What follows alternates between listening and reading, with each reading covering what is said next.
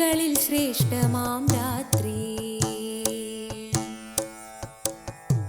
രാത്രികളിൽ ശ്രേഷ്ഠമാം രാത്രി, അജ്ഞാനമകലുന്ന രാത്രി, കലിയുഗാന്ത്യത്തിൻ്റെ പുണ്യരാത്രി, കൽമഷമകലുന്ന രാത്രി, രാത്രികളിൽ ശ്രേഷ്ഠമാം രാത്രി. ഓം ശാന്തി. നവരാത്രി കാലത്ത് സരസ്വതി പൂജ ഏറ്റവും പ്രസിദ്ധമാണല്ലോ. പ്രത്യേകിച്ച് നമ്മുടെ കേരളക്കരയിൽ നമ്മൾ വിദ്യാരംഭ ദിനമായി ആചരിച്ച് സരസ്വതി ദേവിയെ പൂജിച്ച് കുഞ്ഞുങ്ങളെ എഴുത്തിനിരുത്തുന്ന ദിനം, കുട്ടികളും മുതിർന്നവരും എല്ലാവരും അന്നത്തെ ദിവസം വിദ്യാരംഭ ദിനമായി അവനവൻ്റെ ജീവിതത്തിൽ വിദ്യയ്ക്കും ബുദ്ധിക്കും വേണ്ടി സരസ്വതി ദേവിയെ പ്രാർത്ഥിക്കുന്ന വിശേഷ ദിനമാണ് വിദ്യാരംഭ ദിനം. സരസ്വതി ദേവിയുടെ പൂജ എന്ന് പറഞ്ഞാൽ തന്നെ വിദ്യയ്ക്ക് വേണ്ടിയിട്ടുള്ള പൂജയാണ്. വിദ്യയെ തന്നെയാണ് നമ്മൾ സരസ്വതി ദേവിയായിട്ട് കാണുന്നത്. നിങ്ങൾക്ക് ഓർമ്മ ഉണ്ടാവും, നമ്മുടെ വീടുകളിലൊക്കെ എന്തെങ്കിലും ഒരു പേപ്പറിൽ പോലും, എഴുത്തുള്ള ഏതെങ്കിലും ഒരു പേപ്പറിൽ ചവിട്ടാൻ പോലും നമ്മുടെ മുത്തശ്ശിമാരെ അനുവദിക്കില്ല.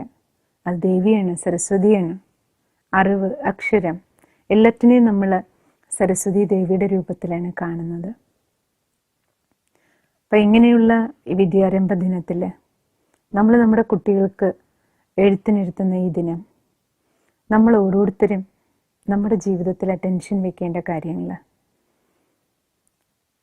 വിദ്യാരംഭ ദിനമായിട്ട് നമ്മളന്ന് കാണും, കുഞ്ഞുങ്ങളെ നമ്മൾ എഴുതിക്കും.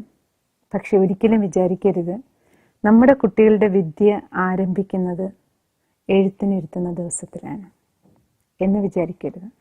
അന്ന് നമ്മൾ ശുഭദിനമായതുകൊണ്ട്, ദേവിയുടെ ദിനമായതുകൊണ്ട് അന്ന് നമ്മൾ ആരംഭിക്കണം. പക്ഷെ അവരുടെ ജീവിതത്തിലെ വിദ്യ അതിനു മുമ്പേ എഴുതി തുടങ്ങുന്നുണ്ട്. വിദ്യ അഥവാ പഠിപ്പ് നമ്മളവരെ അതിന് മുമ്പേ പഠിപ്പിക്കുന്നുണ്ട്. എപ്പോൾ മുതൽ? ആ കുഞ്ഞ് ഗർഭത്തിലിരിക്കുമ്പോൾ മുതൽ നമ്മളവരെ പഠിപ്പിക്കുകയാണ്. ശരിക്കും പറഞ്ഞാൽ ആ കുട്ടിയുടെ പഠനം, ആ കുട്ടിയുടെ സ്വഭാവത്തിൻ്റെ, സംസ്കാരത്തിൻ്റെ നിർമ്മാണം അച്ഛനും അമ്മയും ചേർന്ന് ആ കുട്ടിക്ക് ജന്മം കൊടുക്കുന്നത് മുതൽ ഉണ്ടാക്കുകയാണ്. ജന്മം കൊടുക്കുന്നത് മുതൽ. അതുകൊണ്ട് ഒരു കുട്ടിക്ക് ജന്മം കൊടുക്കുന്ന മാതാപിതാക്കൾ ഏറ്റവും കൂടുതൽ ശ്രദ്ധിക്കണം. എന്താ ശ്രദ്ധിക്കേണ്ടത്? നമുക്കൊരു നല്ല കുട്ടി ജനിക്കണമെന്ന പ്രാർത്ഥനയോടെ വേണം നമ്മളൊരു കുട്ടിക്ക് ജന്മം കൊടുക്കാൻ. കുട്ടി ജനിച്ചതിന് ശേഷമല്ലേ കുട്ടിയെ നന്നാക്കാൻ നമ്മൾ പ്രാർത്ഥിക്കേണ്ടത്. എനിക്കൊരു നല്ല കുട്ടി, ആൺകുട്ടി വേണം പെൺകുട്ടി വേണം എന്നുള്ളതല്ല, എനിക്കൊരു നല്ല കുട്ടി ജനിക്കണമെന്ന പ്രാർത്ഥന കുടുംബത്തിൽ എല്ലാവർക്കും ഉണ്ടാവണം, പ്രത്യേകിച്ചും മാതാപിതാക്കളുടെ ഉള്ളിൽ. അല്ലാതെ ഒരിക്കലും ഒരു സ്ത്രീയും പുരുഷനും, ഭാര്യ ഭർത്താവ്, നമ്മുടെ വികാര വിക്ഷോഭങ്ങളുടെ ഇടയിൽ ഒരു കുട്ടി വന്ന് ജനിക്കുക, അങ്ങനെയെങ്കിൽ ആ ജനിക്കുന്ന കുട്ടിയും വികാരി സ്വഭാവത്തോടെ ജനിക്കുള്ളൂ. അതുകൊണ്ട് കുട്ടിക്ക് ജന്മം കൊടുക്കുന്നതിന് മുമ്പേ നമ്മുടെ ജീവിതം ഒരു പ്രാർത്ഥനാ നിർഭരമായിരിക്കണം. ആ പ്രാർത്ഥനയുടെ ഇടയിൽ നമുക്ക് ഒരു കുഞ്ഞ് ജന്മം എടുക്കണം, ഒരു നല്ല സന്താനം വേണമെന്ന് ആത്മാർത്ഥമായ പ്രാർത്ഥന. അതിനുശേഷം ഗർഭത്തിലെ കുട്ടി ഇരിക്കുമ്പോൾ അവിടെയും നമ്മൾ വിദ്യ കൊടുക്കുകയാണ്, കുഞ്ഞിനെ പഠിപ്പിക്കുകയാണ്. കുട്ടി എങ്ങനെയാണ് പഠിക്കണേ? അമ്മയുടെ ഗർഭത്തിലിരിക്കുമ്പോൾ ആ അമ്മയുടെ ഫീലിങ്സുകളെല്ലാം കുട്ടിയുടെ ഫീലിങ്സുകളായിട്ട് മാറും. അതുകൊണ്ടാണ് ഗർഭിണിയായിരിക്കുമ്പോൾ ആ വീട്ടിൽ ഗർഭിണിയെ ഏറ്റവും നന്നായി വെക്കണം എന്ന് പറയണം. ഗർഭിണിയായതിനു ശേഷം സ്വന്തം വീട്ടിലേക്കും അയക്കാറുണ്ടല്ലോ. എന്താ കാരണം? അവർക്ക് ഏറ്റവും നല്ല മാനസികാവസ്ഥ എവിടെ കിട്ടണോ? നല്ലൊരു അന്തരീക്ഷം, മനസ്സമാധാനത്തോടെ ജീവിക്കുന്ന ഒരു അന്തരീക്ഷം വേണം. കാരണം അമ്മയുടെ ആ മനസ്സമാധാനമാണ് കുഞ്ഞിനും മനഃശാന്തി നൽകണം. നല്ലൊരു മനസ്സുള്ള കുഞ്ഞായി, നല്ലൊരു ബുദ്ധിയുള്ള കുട്ടിയായി, നല്ലൊരു തലച്ചോറിൻ്റെ നിർമ്മാണം ഗർഭത്തിൽ നടക്കണം എന്നുണ്ടെങ്കിൽ തന്നെ ആ അമ്മയ്ക്ക് അവിടെ നല്ലൊരു അന്തരീക്ഷം ആ കുടുംബത്തിൽ കിട്ടണം. പക്ഷേ ഇപ്പോൾ ഗർഭധാരണം നടക്കുന്നതിൻ്റെ ഇടയിൽ കുടുംബത്തിൻ്റെ അവസ്ഥ എന്താ? മാതാവിൻ്റെ മാനസികാവസ്ഥ എന്താണ്? ഒന്നുകിൽ പഠിച്ചുകൊണ്ടിരിക്കുമ്പോൾ കല്യാണം, അല്ലെങ്കിൽ ജോലിക്കിടയിലെ കല്യാണം, ജോലി തിരക്ക്, ലീവില്ല, പ്രശ്നങ്ങൾ, ജോലി സമ്മർദ്ദങ്ങൾ, അല്ലെങ്കിൽ വീടുകളിലെ സമ്മർദ്ദങ്ങൾ, അമ്മായിയമ്മ പോര്, മരുമകളെ പോര്, അല്ലെങ്കിൽ ഹസ്ബൻഡും വൈഫും തമ്മിലുള്ള അസ്വസ്ഥതകൾ, ഇതിൻ്റെ ഇടയിൽ കുട്ടി ജനിക്കുക, ആ ഗർഭത്തിൽ കുട്ടി ഇരിക്കുക, അങ്ങനെ നമ്മുടെ ഗൃഹത്തിലെ, നമ്മുടെ വീട്ടിലെ കലഹങ്ങളുടെ നടുവില്, കലഹത്തിൻ്റെ അന്തരീക്ഷമുള്ള ഒരു വീട്ടിൽ ആ കുട്ടി ജനിക്കുകയാണെങ്കിൽ ഗർഭത്തിലിരിക്കുമ്പോൾ തന്നെ ആ കലഹത്തിൻ്റെ അന്തരീക്ഷത്തിലെ കലഹക്ലേശങ്ങളോട് കൂടിയിട്ടായിരിക്കും ആ കുട്ടിയുടെ ജീവിതം. 10 മാസം ഗർഭത്തിലിരിക്കുമ്പോൾ നമ്മൾ ആ കുഞ്ഞിനെ പഠിപ്പിക്കുന്നത് കലഹിക്കാനാണ്, വിഷമിപ്പിക്കാനാണ്, ദുഃഖിക്കാനാണ്, ദുഃഖിപ്പിക്കാനാണ്. ഇതെല്ലാം ആ കുട്ടി പഠിച്ചുകൊണ്ടിരിക്കുകയാണ്. നിങ്ങൾക്ക് ഓർമ്മയുണ്ടാവും, മഹാഭാരതത്തിൽ നമ്മൾ കേട്ടിട്ടുണ്ട്, സുഭദ്രയുടെ ഗർഭത്തിലിരിക്കെ അഭിമന്യു ചക്രവ്യൂഹം ഭേദിക്കാൻ പഠിച്ചത്.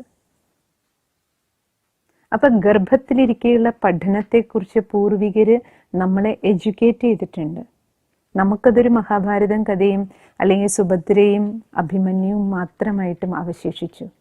പക്ഷേ ഇത് ഗർഭം ധരിക്കുന്ന ഓരോ മാതാക്കൾക്കും, കുഞ്ഞിന് ജന്മം കൊടുക്കുന്ന ഓരോ പിതാവിനും, ഓരോ കുടുംബത്തിലുള്ള മുത്തശ്ശന്മാർക്കും മുത്തശ്ശിമാർക്കും എല്ലാവർക്കും വേണ്ടിയിട്ടുള്ള അറിവാണ്, വിദ്യയാണ്. നമ്മളൊരു കുട്ടി ജനിക്കുമ്പോൾ ആ കുടുംബത്തിൽ എത്ര അറ്റൻഷൻ വേണം. ജനിക്കുക അർത്ഥം ഗർഭത്തിൽ നിന്ന് പുറത്തു വന്നതിന് ശേഷമല്ല, അമ്മയുടെ ഗർഭത്തിൽ ഇരിക്കുമ്പോൾ അവിടെ നിന്ന് വിദ്യ ആരംഭിക്കുകയാണ്. മാതാപിതാക്കള് തങ്ങളുടെ മനസ്സിലുണ്ടാകുന്ന ഓരോ വിചാരങ്ങളും സങ്കല്പങ്ങളും, കുട്ടിയെ പ്രതിയുള്ള ഓരോ വിചാരങ്ങളും ആ കുട്ടി ഗ്രാസ്പ് ചെയ്യാണ്. കുട്ടി എന്ന് പറയുമ്പോൾ നമ്മൾ വിചാരിക്കരുത് ചെറിയ കുട്ടിയാണ്, ഗർഭത്തിൽ വളരെ ചെറുതാണെന്ന് നമ്മൾ ഒരിക്കലും വിചാരിക്കരുത്. ആ ഗർഭസ്ഥ ശിശുവിൻ്റെ ശരീരം മാത്രമാണ് ചെറുത്. ആ ശരീരത്തിനുള്ളിലിരിക്കുന്ന ആത്മാവ് നമ്മളെപ്പോലെ ഒരു ആത്മാവാണ്. അതിന് കൈയും കാലും ഒന്നും വലുതല്ലാത്തത് കൊണ്ട് എക്സ്പ്രഷൻസ് ഇല്ല എന്ന് മാത്രമേ ഉള്ളൂ, ഒന്നും പ്രകടിപ്പിക്കാൻ പറ്റില്ല എന്ന് മാത്രമേ ഉള്ളൂ. പക്ഷേ ആ ശരീരമാകുന്ന വാഹനത്തിനുള്ളിലിരിക്കുന്ന ആത്മാവ്, ചിന്തിക്കാനുള്ള കഴിവ് ആത്മാവിലാണുള്ളത്. Grasping power ആത്മാവിൻ്റെതാണ്. അപ്പം അതുകൊണ്ട് തീർച്ചയായിട്ടും ആ അമ്മയുടെ ഫീലിങ്സും ആ കുടുംബത്തിൽ ഉണ്ടാകുന്ന എല്ലാ തരത്തിലുള്ള അന്തരീക്ഷവും എല്ലാം ഫീൽ ചെയ്യാൻ, ഗ്രാസ്പ് ചെയ്യാൻ ആ ഗർഭസ്ഥ ശിശുവിന് കഴിയും. അതുകൊണ്ട് നമുക്കൊരു നല്ല കുട്ടി വേണം എന്നുണ്ടെങ്കിൽ, കുട്ടി പുറത്തു വന്നതിന് ശേഷം നമുക്ക് കുട്ടിയെ പഠിപ്പിക്കുന്നതിനേക്കാളേറെ കുട്ടിക്ക് നമ്മൾ ജന്മം കൊടുക്കാൻ തുടങ്ങുമ്പോൾ മുതൽ കുട്ടി 10 മാസം ഗർഭത്തിലിരിക്കുന്ന ആ കാലഘട്ടത്തിൽ അച്ഛനും അമ്മയും ആ കുടുംബത്തിലുള്ളവരെല്ലാവരും ചേർന്ന് ആ വീട്ടിലുണ്ടാക്കുന്ന സമാധാനപൂർണമായ, സന്തോഷപൂർണമായ, പരിശുദ്ധമായ അന്തരീക്ഷത്തിൽ തന്നെ ആ കുട്ടിയുടെ വിദ്യ ആരംഭിക്കും. ഏറ്റവും നല്ലൊരു കുഞ്ഞിന് നമുക്ക് തയ്യാറാക്കാനും, സംസ്കാര സമ്പന്നനായ ഒരു കുട്ടിയായിട്ട് നമ്മൾ എഡ്യൂക്കേറ്റ് ചെയ്യുന്ന ടൈം ശരിക്കും ആ 10 മാസക്കാലമാണ്. ഇത് നമ്മൾ വളരെയധികം ശ്രദ്ധിക്കണം. അതിനുശേഷം നമ്മൾ കുട്ടിക്ക് ജന്മം കൊടുത്തു, കുട്ടി പുറത്തു വന്ന് വളരുക. നമ്മുടെ കുടുംബത്തിൽ നമ്മൾ മനസ്സിലാക്കേണ്ട, കുട്ടികളായിരിക്കുമ്പോൾ അവർ നമ്മുടെ കൂടെ വളരുമ്പോൾ നമ്മൾ എന്തെല്ലാം ചെയ്യുന്നത് കണ്ടാണ് അവർ പഠിക്കുന്നത്. അവിടെയും നമ്മൾ അവരെ പഠിപ്പിക്കുകയാണ്. 3-4 വയസ്സായതിനു ശേഷം നമ്മൾ സ്കൂളിൽ വിടുള്ളൂ. അതുവരെ അവരുടെ ടീച്ചേഴ്സ് ആരാണ്? വീട്ടിലുള്ളവരാണ്. നമ്മളാണ് അവരുടെ അധ്യാപകര്. നമ്മൾ എന്ത് ചെയ്യുന്നോ പറയണോ അത് കണ്ട് അവരുടെ മനസ്സിൻ്റെ ഉള്ളിൽ ഓട്ടോമാറ്റിക് ട്രെയിനിങ് കിട്ടുകയാണ്. അവരെല്ലാം പഠിക്കുകയാണ്, നമ്മളിലുള്ള നല്ലതും കെട്ടതുമെല്ലാം. അതാണ് പിന്നീട് അവരുടെ വ്യക്തിത്വമായിട്ട് മാറുന്നത്. ഇനി വിദ്യാരംഭ ദിനത്തിൽ നമ്മളവരെ സ്കൂളിൽ വിടുന്നതിന് മുമ്പ് എഴുതിക്കാൻ വേണ്ടി കൊണ്ടുവരണം. നമ്മുടെ കുഞ്ഞുങ്ങളെ എഴുതിക്കുമ്പോൾ നമ്മൾ മനസ്സിലാക്കേണ്ട, അവർ ഡോക്ടറാകണം, എഞ്ചിനീയർ ആകണം, നല്ല ഭാവനയാണ്. ഡോക്ടറും എഞ്ചിനീയറും ആകുന്നതിനോടൊപ്പം എൻ്റെ കുട്ടി ഒരു നല്ല കുട്ടിയായി വളരണം, ഒരു നല്ല എഞ്ചിനീയറും നല്ല ഡോക്ടറും നല്ല മകനും നല്ല മകളുമായി തീരാനുള്ള പ്രാർത്ഥന നമുക്ക് എപ്പോഴും ഉണ്ടാകണം. അവർക്ക് നമ്മൾ സ്കൂൾ കോളേജ് വിദ്യാഭ്യാസം കൊടുക്കുന്നതിനോടൊപ്പം നല്ലവരായി മാറാനുള്ള വിദ്യ വേണം. നല്ലതായി മാറാനുള്ള വിദ്യ അവർക്ക് ലഭിക്കുമ്പോൾ മാത്രമേ അവരൊരു നല്ല മനുഷ്യനാകുള്ളൂ. ഡോക്ടറായാലും ഒരു നല്ല ഡോക്ടറാകുള്ളൂ. അല്ലെങ്കിൽ ഡോക്ടർക്ക് പൈസ സമ്പാദിക്കാനുള്ള ലക്ഷ്യം മാത്രമേ ഉണ്ടാവുള്ളൂ. പക്ഷെ ഒരു നല്ല സേവനം കൊടുത്ത് രോഗികൾക്ക് ചികിത്സ കൊടുത്ത് അവരെ സുഖപ്പെടുത്തണമെന്ന, സേവനം ചെയ്യണമെന്ന മനോഭാവം, അനേകർക്ക് ജീവിതം കൊടുക്കണമെന്ന മനോഭാവം, അനേകരെ രോഗങ്ങളിൽ നിന്ന് മുക്തമാക്കി അവരുടെ ആശീർവാദം വാങ്ങണം. അങ്ങനെ ആശീർവാദമാകുന്ന സമ്പത്തിനാൽ നിറഞ്ഞ ഒരു ഡോക്ടറും ഒരു എഞ്ചിനീയറുമായിട്ട് മാറാൻ നമുക്ക് ഓരോരുത്തർക്കും നമ്മുടെ മക്കളെ തയ്യാറാക്കണം, നമുക്കും തയ്യാറാകണം.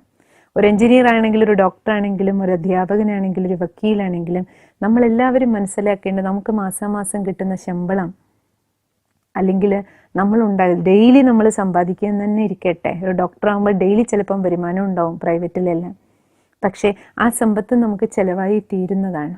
പക്ഷേ ഒരിക്കലും ചിലവാക്കിയാൽ നമുക്ക് തീരാത്ത സമ്പത്താണ് എല്ലാവരിൽ നിന്നും കിട്ടുന്ന ബ്ലെസ്സിങ്സ്, ആശീർവാദം. ആ ആശീർവാദം സമ്പാദിക്കുന്ന തരത്തിലായിരിക്കണം നമ്മുടെ പെരുമാറ്റം. ഒരാൾ രോഗിയായിട്ട് നമ്മുടെ മുന്നിൽ വന്നിരിക്കുമ്പോൾ ആ രോഗിയോടുള്ള ഒരു ഡോക്ടറുടെ, ഒരു നഴ്സിൻ്റെ, ഒരു ഹോസ്പിറ്റലിലുള്ളവരുടെ പെരുമാറ്റം തന്നെ അവരുടെ പകുതി അസുഖം മാറ്റും. അതിൽ നമുക്ക് എത്ര ആശീർവാദം കിട്ടും. ഇപ്രകാരം ഒരു ഗവൺമെൻറ് ഓഫീസിൽ അല്ലെങ്കിൽ പ്രൈവറ്റ് ഓഫീസിൽ നമ്മുടെ അടുത്തൊരു കാര്യസാധ്യത്തിന് വരുന്നവർ മനസ്സിൽ എന്തെല്ലാം വിചാരങ്ങളോടുകൂടിയാണ് വരിക. അപ്പം ആ പേപ്പറൊന്ന് ശരിയാക്കി കൊടുക്കാൻ നമ്മൾ ഓരോരുത്തരും നമ്മളിരിക്കുന്ന കസേരയിൽ നമ്മുടെ പേന കൊണ്ട് നമ്മൾ ചെയ്യേണ്ടത് കറക്റ്റായിട്ട് ചെയ്താൽ, സമയത്ത് ചെയ്തു കൊടുത്താൽ, ആ സമയത്തിന് കൊടുക്കുന്ന സഹയോഗത്തിലൂടെ നമുക്ക് കിട്ടുന്ന ആശീർവാദം. മാസാവസാനം കിട്ടുന്ന ശമ്പളം അത് മാസാവസാനമേ കിട്ടൂ. പക്ഷെ ഡെയിലി നമ്മുടെ അടുത്ത് എത്ര പേര് ഇടപഴകി കടന്നു പോകുന്നു, ആർക്കെല്ലാം വേണ്ടി എന്തെല്ലാം ഉപകാരങ്ങൾ നമ്മൾ ചെയ്തു, നന്നായി ഒന്ന് പെരുമാറിയോ, നമ്മുടെ മുന്നിൽ വരുന്ന ഒരാളോടൊന്ന് ഇരിക്കാൻ പറയണത്, ഒന്ന് പുഞ്ചിരിയോട് കൂടിയിട്ട് അവരെ ഒന്ന് നോക്കുന്നത്, അത് തന്നെ ഏറ്റവും വലിയ സേവനമാണ്. അതെത്ര ആശീർവാദം നമുക്ക് വാങ്ങിത്തരും. ആ ആശീർവാദത്തിൻ്റെ സമ്പാദ്യമാണ് നമ്മൾ ജീവിതത്തിൽ ഏതെങ്കിലും തരത്തിലുള്ള ഒരു വിഘ്നത്തിൽ പെടുമ്പോൾ, തടസ്സങ്ങൾ ജീവിതത്തിൽ വരുമ്പോൾ, നമുക്ക് പല വിപത്തുകളും വരുമ്പോൾ ആ വിപത്തുകളെല്ലാം കണ്ണിക്കൊള്ളാനുള്ളത് പുരികത്തെ കൊണ്ടുപോകുന്നത് പോലെ നമ്മളെ രക്ഷപ്പെടുത്തുന്നത്. അതുകൊണ്ട് ഈ വിദ്യാരംഭ ദിനം നമ്മുടെ കുഞ്ഞുങ്ങളുടെ മാത്രം വിദ്യാരംഭ ദിനമായിട്ട് കാണരുത്. നമുക്ക് എല്ലാവർക്കും ഒരു വിദ്യാരംഭ ദിനമായിരിക്കണം. കാരണം ഈ നവരാത്രി വേളയിൽ നമുക്ക് എല്ലാവർക്കും ഓർമ്മ വേണം, നമ്മുടെ എല്ലാവരുടെയും ജീവിതത്തിൽ ഒരു ആരംഭം, ഒരു മാറ്റത്തിൻ്റെ, പുതുമയുടെ ഒരു തുടക്കമാകട്ടെ. വിദ്യാരംഭം നമുക്ക് ഓരോരുത്തരിൽ നിന്ന് ആരംഭിക്കണം. ഏതെല്ലാം ചിന്താഗതികളിലും പ്രവൃത്തികളിലും പെരുമാറ്റങ്ങളിലും നമുക്കൊരു മാറ്റം കൊണ്ടുവരണം, ശുദ്ധീകരണം, അന്ധക്കരണത്തിൻ്റെ ശുദ്ധീകരണത്തിന് നമുക്ക് നമ്മളിലേക്ക് തിരിഞ്ഞു നോക്കി നമ്മുടെ ഉള്ളിൽ എവിടൊക്കെ മാറ്റം കൊണ്ടുവരണം, നമ്മുടെ ചിന്താഗതികളിൽ, പെരുമാറ്റത്തിൽ, നമ്മുടെ വർത്തമാനങ്ങളിൽ, നമുക്ക് കിട്ടിയിരിക്കുന്ന അധികാരങ്ങളും നമുക്ക് കിട്ടിയിരിക്കുന്ന പേരും പ്രശസ്തിയും നമുക്ക് എന്തെല്ലാം കിട്ടിയിട്ടുണ്ടോ അതിനെയെല്ലാം നമ്മൾ എങ്ങനെ സദുപയോഗം ചെയ്യണം. ദൈവം നമുക്ക് എന്തെല്ലാം ജന്മസിദ്ധ കഴിവുകൾ തന്നിട്ടുണ്ട്, നമ്മളെല്ലാവരും ആർജിച്ചെടുത്ത കഴിവുകൾ എന്തെല്ലാം ഉണ്ട്, അതിനെയെല്ലാം സദുപയോഗം ചെയ്യുന്നവരായിട്ട് മാറണം. നമ്മൾ കേരളക്കാരാണ്, വിദ്യാസമ്പന്നരെന്നാണ്, സാക്ഷര കേരളം എന്നാണ് പറയണത്. എല്ലാവർക്കും സാക്ഷരതയുണ്ട്. പക്ഷെ ഏറ്റവും കൂടുതൽ കള്ളു കുടിക്കുന്നത്, ഏറ്റവും കൂടുതൽ പേര് ആത്മഹത്യ ചെയ്യുന്നത് നമ്മുടെ ഈ സംസ്ഥാനത്തിലാണ്. അപ്പം നമ്മൾ നേടിയ വിദ്യ എന്താ? വിദ്യാദേവിയോട് നമ്മൾ പ്രാർത്ഥിച്ച് നേടിയ വിദ്യ എന്താണ്? അറിവുണ്ടെങ്കിൽ, തിരിച്ചറിവുണ്ടെങ്കിൽ നമ്മൾ കള്ളു കുടിക്കുമോ? നമ്മൾ അധ്വാനിച്ച പൈസ കൊടുത്ത് വിഷം വാങ്ങി കുടിച്ച് നമ്മളും രോഗിയായി ക്യാൻസർ പോലെയുള്ള മാരക രോഗങ്ങൾക്ക് അടിമയാകുക, കുടുംബത്തിലുള്ള എല്ലാവർക്കും ദുഃഖം കൊടുക്കുക, ദുരിതം കൊടുക്കുക. നമ്മൾ ചെയ്യോ? സ്വന്തം ശരീരത്തെയും കേടുവരുത്തുക, അതിലൂടെ അനാരോഗ്യത്തിലേക്ക് പോവുക, കുടുംബത്തിലുള്ള എല്ലാവരുടെയും കണ്ണീര് വീഴ്ത്തുക. ഇതാണ് അറിവ്? ഇതാണ് എഡ്യൂക്കേഷൻ? നമ്മൾ എത്ര വലിയ എഞ്ചിനീയറോ ഡോക്ടറോ വക്കീലോ എത്ര വലിയ സമ്പാദ്യം സാലറി ഉണ്ടാക്കിയിട്ട് എന്താ കാര്യം? തിരിച്ചറിവ് നമുക്കുണ്ടോ? സിഗരറ്റ് പാക്കറ്റ്, കള്ള് കുടിക്കുക, സിഗരറ്റ് പാക്കറ്റിൻ്റെയും മദ്യക്കുപ്പിയുടെ എല്ലാം മേലെ എഴുതി വെച്ചിട്ടുണ്ട് ഇത് ഉപയോഗിക്കുന്നത് ആരോഗ്യത്തിന് ഹാനികരമാണ്. ഹാനികരമാണെന്ന് അറിഞ്ഞിട്ട് നമ്മൾ അത് ഉപയോഗിക്കുമ്പം അതിനെ എഡ്യൂക്കേഷൻ എന്ന് പറയും. വിവേകം ഉണ്ടെങ്കിൽ നമ്മളത് ചെയ്യൂ. ചെയ്യാൻ പാടില്ലാത്തൊരു കാര്യം നമ്മൾ ചെയ്യണോ അർത്ഥം? അതിനെയാണ് വിവരക്കേടെന്ന് പറയണത്, വിവേകശൂന്യത എന്ന് പറയണത്. ഇൻഫർമേഷൻ ഉണ്ട്, എല്ലാത്തിൻ്റെ അറിവുകൾ നമ്മുടെ പക്കലുണ്ട്, പക്ഷെ നമുക്ക് വിസ്ഡം, വിവേകം സമയത്ത് പ്രവർത്തിക്കുന്നില്ലല്ലോ. അതുകൊണ്ട് ഈ നവരാത്രി വേള നമ്മുടെ എല്ലാവരുടെയും ജീവിതത്തിൽ, അത് സ്ത്രീകളാകട്ടെ പുരുഷന്മാരാകട്ടെ, എന്തെല്ലാം ദുർബലതകളും എന്തെല്ലാം വീക്ക്നെസ്സുകളും നമ്മുടെ എല്ലാവരുടെയും ജീവിതത്തിലുണ്ടോ ആ ദൗർബല്യങ്ങളെ തിരിച്ചറിയാനുള്ള തിരിച്ചറിവ്, വിവേകം, വിസ്ഡം നമ്മുടെ ഉള്ളിൽ പ്രവർത്തിക്കുന്ന തരത്തിലുള്ള ഒരു വിദ്യാരംഭമാണ് നമുക്ക് എല്ലാവർക്കും ഈ വർഷം തുടങ്ങേണ്ടത്. അങ്ങനെ ഒരു വിദ്യ വേണം നമുക്ക് ആരംഭിക്കാൻ. ആ വിദ്യയിലൂടെ മാത്രമേ നമുക്കും മറ്റുള്ളവർക്കും ജീവിതത്തിൽ ഒരു ഉന്നതി ഉണ്ടാകുകയുള്ളൂ. അതുകൊണ്ട് ഈ നവരാത്രിയിൽ നമുക്ക് എന്തുകൊണ്ട് ആ സങ്കല്പം എടുത്തുകൂടാ? എന്തുകൊണ്ട് നമുക്കൊരു മാറ്റത്തിന് തുടക്കം കുറിച്ചുകൂടാ? എല്ലാവരുടെയും ജീവിതത്തിൽ ഒരു മാറ്റം വേണമല്ലോ. അതുപോലെ നമ്മൾ കുഞ്ഞുങ്ങൾ കുഞ്ഞുങ്ങളെ എഴുത്തിനിരുത്തുന്ന നമുക്ക് നമ്മുടെ കുട്ടികൾക്ക് പ്രതിയുള്ള പ്രാർത്ഥനയും അത് തന്നെയായിരിക്കണം. അവരൊരു നല്ല കുട്ടിയായിട്ട് മാറണം. ഇനി ആർക്കെങ്കിലും കുട്ടികളില്ല എന്ന് പറഞ്ഞിട്ടും ആരും വിഷമിക്കേണ്ട ആവശ്യമില്ല. ഇനി ആർക്കെങ്കിലും കുട്ടികളില്ല എന്ന് പറഞ്ഞിട്ട് അവരെ ഒരിക്കലും ആരും കുറ്റപ്പെടുത്തുകയോ കുത്തി നോവിക്കുന്ന വാക്കുകളും ഒരിക്കലും പറയരുത്. പലപ്പോഴും പല വീടുകളിലും അമ്മമാര് തന്നെ അങ്ങനെ ചെയ്യാറുണ്ട്. അമ്മായിയമ്മമാര്, നാത്തൂന്മാര്, സ്ത്രീകൾ തന്നെയാണ് സ്ത്രീകളെ ഏറ്റവും കൂടുതൽ കുത്തി നോവിക്കുന്നത് കാണുന്നത്. കുട്ടികളില്ല എന്നുണ്ടെങ്കിൽ അവരോട് നമുക്ക് ഏറ്റവും കൂടുതൽ അനുകമ്പ ഉണ്ടാവണം, സ്നേഹം ഉണ്ടാകണം. കാരണം ആ അച്ഛനും അമ്മയും ആ ഹസ്ബൻഡും വൈഫ് ഏറ്റവും കൂടുതൽ വേദനിക്കുന്നവരാണ് കുട്ടികളില്ലാത്തതിൻ്റെ പേരിൽ. പിന്നെ അവരെ കുത്തി നോവിച്ചുകൊണ്ടിരുന്നാലോ? വീണ ഒരാളുടെ മേലെ നമ്മൾ ഒരു ചവിട്ടും കൂടെ കൊടുക്കും പോലെയല്ലേ? ഒരിക്കലും വേദനിപ്പിക്കരുത്. നമ്മൾ വേദന കൊടുത്താൽ നാളെ നമുക്ക് വേദനിക്കേണ്ടി വരും. ഇന്ന് ചിലപ്പോൾ നമുക്ക് കുട്ടികളുണ്ടാവും, നമ്മൾ സന്തോഷത്തോടെ ഇരിക്കുന്നുണ്ടാവും. പക്ഷെ നമ്മൾ ആരാണെന്ന് മറക്കരുത്. നമ്മൾ ഈ നശിക്കുന്ന ശരീരം മാത്രമല്ല, നമ്മൾ അനശ്വരമായ ആത്മചൈതന്യ. ഈ ദേഹം പോയാൽ നമ്മൾ പോണത് വീണ്ടും അടുത്ത ജന്മം എടുക്കാനാ. ഇന്ന് നമ്മൾ കുട്ടികളില്ലാത്തതിൻ്റെ പേരിൽ ആരെ കുത്തി നോവിപ്പിക്കുന്നോ, വേദനിപ്പിക്കുന്നോ, വിഷമിപ്പിക്കുന്നോ, ചിലപ്പോൾ നമ്മൾ അടുത്ത ജന്മം എടുക്കുമ്പോൾ നമുക്ക് ഇതേ അവസ്ഥ ചിലപ്പം വരും. കുട്ടികളില്ലാത്തതിൻ്റെ പേരിൽ വേദനിക്കേണ്ടി വരും. അപ്പം അതുകൊണ്ട് ഒരിക്കലും കുഞ്ഞുങ്ങളില്ല എന്ന് പറഞ്ഞിട്ട് ആരെയും കുത്തുക, വേദനിപ്പിക്കുക, കുത്തി നോവിപ്പിക്കുക, ഇങ്ങനെ നമ്മൾ ആർക്കും ദുഃഖം കൊടുക്കുന്ന ഒരു കർമ്മം ഒരിക്കലും ചെയ്യരുത്. വേദന കൊടുത്താൽ നമുക്ക് വേദന കിട്ടും. അതുകൊണ്ട് ഇന്ന് ഈ പൂജാവേളയിൽ, വിദ്യാരംഭ ദിനത്തിൽ നമുക്കെല്ലാവർക്കും ഓർമ്മ വരേണ്ടത് നമ്മുടെ മക്കൾ, നമ്മുടെ പേരക്കുട്ടികളും ലക്ഷക്കണക്കിന് കുട്ടികൾ നമ്മുടെ ഈ നാട്ടിൽ മലയാളക്കരയിൽ ഇന്ന് വിദ്യാരംഭം കുറിക്കുന്ന ദിനമാണ്. അവരെല്ലാവരും, അവർക്കെല്ലാവർക്കും വേണ്ടി, കുട്ടികൾ വളരെ ചെറുത്, അവർക്ക് വേണ്ടി പ്രാർത്ഥിക്കാൻ പോലും കഴിയാത്ത സമയമാണ്. നമ്മളെല്ലാവരും അവർക്ക് വേണ്ടി പ്രാർത്ഥനകൾ സമർപ്പിക്കുന്നതിനോടൊപ്പം ഈ നവരാത്രി വേള നമ്മുടെ എല്ലാവരുടെയും ജീവിതത്തിൽ ഒരു വിദ്യാരംഭ ദിനമായിട്ട് മാറട്ടെ. നമ്മളെന്താ വിദ്യ ആരംഭിക്കേണ്ടത്? നമുക്ക് തിരിച്ചറിവിൻ്റെ വിദ്യ ഉണ്ടാകണം. നമ്മളെ തിരിച്ചറിയണം, നമ്മുടെ കൂടെയുള്ളവരെ തിരിച്ചറിയണം. നമ്മൾ എന്ത് ചെയ്യാൻ പാടില്ലയോ, പറയാൻ പാടില്ലയോ, പ്രവർത്തിക്കാൻ പാടില്ലയോ, പാടില്ലാത്തത് ചെയ്യാതിരിക്കാനുള്ള വിദ്യ നമുക്കുണ്ടാകണം. അതിനെയാണ് എഡ്യൂക്കേഷൻ എന്ന് പറയുന്നത്. പാടില്ലാത്തത് ചെയ്യാതിരിക്കാനുള്ള വിദ്യ, വിവേകം. എന്തൊക്കെ ചെയ്യേണ്ടതുണ്ടോ അത് നമുക്ക് ചെയ്യാൻ കഴിയണം. അതിനുള്ള എഡ്യൂക്കേഷൻ, അതിനുള്ള വിദ്യയും നമുക്കുണ്ടാകണം. അപ്പം മാത്രമേ നമുക്ക് നമ്മളെ സാക്ഷരത നേടിയവരെന്ന് പറയാൻ പറ്റൂ. നമ്മൾ നമ്മുടെ മക്കൾക്ക് ഏറ്റവും നല്ല സ്കൂളും കോളേജും നോക്കി അഡ്മിഷൻ വാങ്ങി കൊടുക്കാനുള്ള തിരക്കിൽ ഓടുമ്പോൾ നമ്മളാരും മറക്കരുത്, അവരെ നല്ല മക്കളായിട്ട് മാറ്റാനുള്ള എഡ്യൂക്കേഷൻ അത് ആധ്യാത്മിക വിദ്യയാണ്. ആത്മീയ വിദ്യയിലൂടെ അത് നമുക്ക് കിട്ടുള്ളൂ. അതുകൊണ്ടാണ് അതിനെ സത്സംഗം എന്ന് പറയണത്.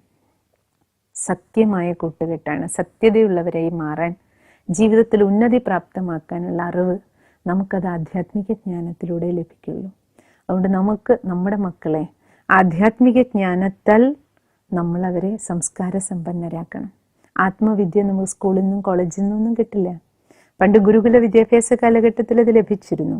പക്ഷെ ഇന്നത്തെ കാലഘട്ടത്തിൽ സ്കൂൾ കോളേജിൽ ആത്മവിദ്യ നേടാനുള്ള ഒരു എഡ്യൂക്കേഷൻ നമുക്ക് കിട്ടുന്നില്ല. അതുകൊണ്ട് ആധ്യാത്മിക വിദ്യ പഠിക്കണമെങ്കിൽ തീർച്ചയായിട്ടും നമുക്ക് സ്പിരിച്വൽ സ്റ്റഡി വേണം, സ്പിരിച്വൽ എഡ്യൂക്കേഷൻ വേണം. അതിനുവേണ്ടി ആത്മീയ കേന്ദ്രങ്ങളിൽ തീർച്ചയായിട്ടും നമ്മളെ മക്കളെ വിടണം. അതിന് നമ്മൾ ഭയപ്പെടേണ്ട ആവശ്യമില്ല.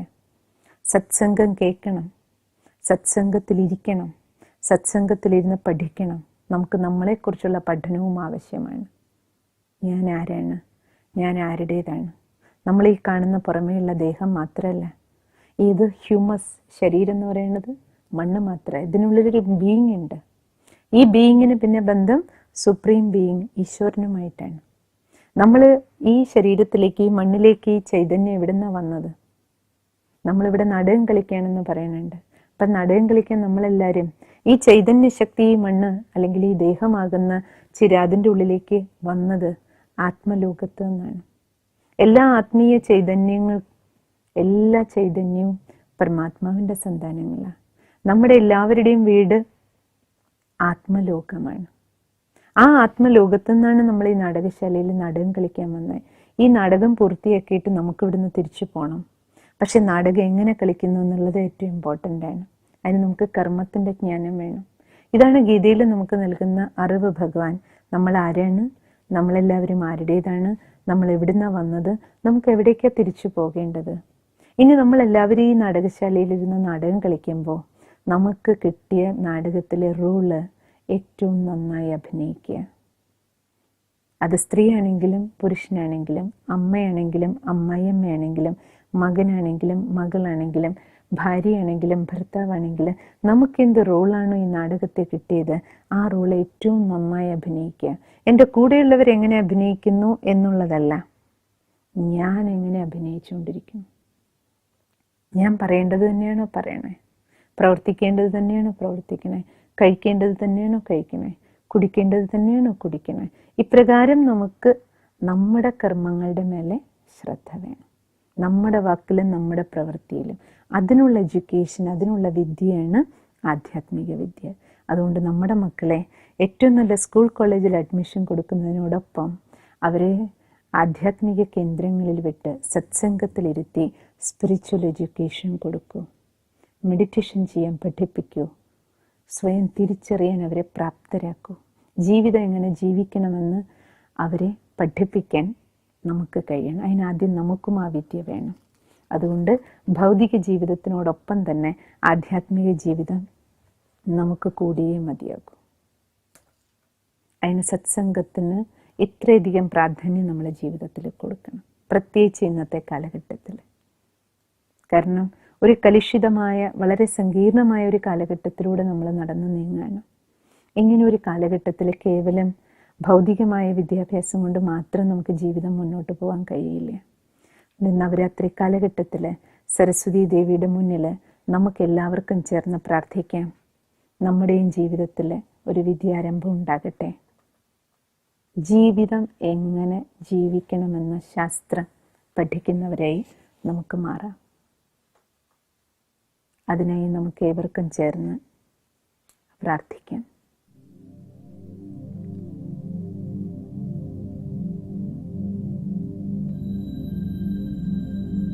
ഇന്ന് വിദ്യാരംഭ ദിനമാണ്.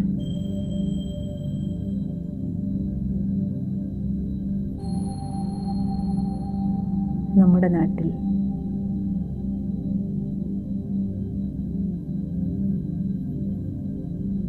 അക്ഷര ലോകത്തിൻ്റെ വെളിച്ചത്തിലേക്ക് കടന്നു വരുന്ന ലക്ഷക്കണക്കിന് കുഞ്ഞുങ്ങൾ, അറിവിൻ്റെ ആദ്യാക്ഷരം കുറിക്കുന്ന എല്ലാ മക്കൾക്കും വേണ്ടി ഹൃദയത്തിൽ നിന്നുള്ള ആശീർവാദം സമർപ്പിക്കും.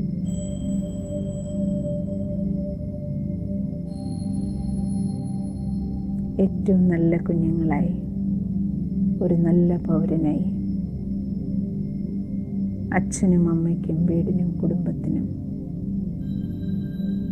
അയൽക്കാർക്കും സമൂഹത്തിനും രാഷ്ട്രത്തിനും ഈ ലോകത്തിനും മംഗളം ചെയ്യുന്ന നന്മയുടെ വിത്തുകൾ വിതയ്ക്കുന്ന കുട്ടികളായി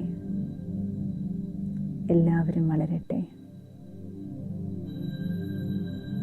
അതിനുള്ള അറിവും തിരിച്ചറിവും വിവേകവും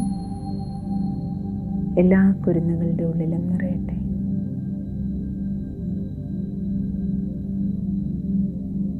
സ്വയം സർവേശ്വരൻ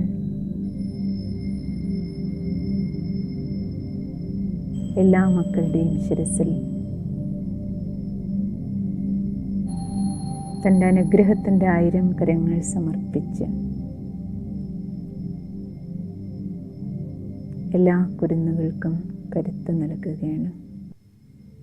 ഭഗവാന്റെ കരണ്ട് നൽകുകയാണ്.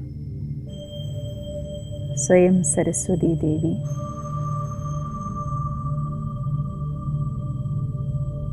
ചൈതന്യം പകർന്ന് എല്ലാവരുടെയും ബുദ്ധിയെ പ്രകാശിപ്പിച്ച് എല്ലാവരുടെയും നാവിൻ തുമ്പിൽ സരസ്വതി വിളങ്ങി നല്ല ബുദ്ധിയും നല്ല വാക്കുകളും